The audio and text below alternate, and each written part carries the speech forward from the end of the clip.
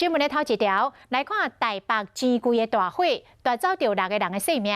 代志发生到今仔日2个月咯，受害者今仔日出面来控诉，讲这个钱柜的态度野蛮，根本都无认定家己的错误。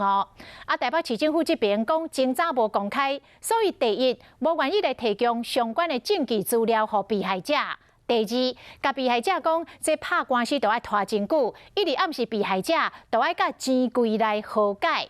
讲就是台北市政府的无作为，才会互钱柜遮尔啊抢手小摆。被害者今仔日正式来送交团体诉讼的文件，爱市府甲企业担起责任。是第一批走掉的人，可是到现在，我觉得一点诚意都没有。一想到钱柜 KTV 的大火，就惊甲流目屎。在大火以来，一氧化碳中毒的后遗症也是很恐怖的，现在都还在做高压氧治疗。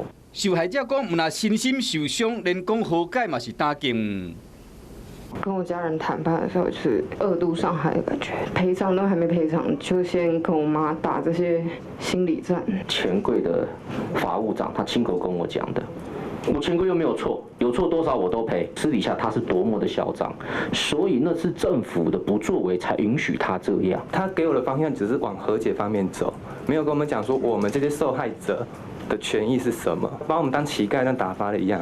市议员认为台北市政府从头至尾拢无徛伫受害者这边。你们只不过是说，以后就不能够提出任何的索赔。你们讲的很技巧的说，这样的讲法就包含已告知。请问一下，所有受害人学法律的吗？当事人认为说有这样的瑕疵，但是你们说了有可以撤销或者无效的原因，原来这个和解司法程序解决，可以再来申请调解。团体诉讼的议员书交予法务局，就是希望司法会使还公道。申请团体诉讼，要求索赔，要求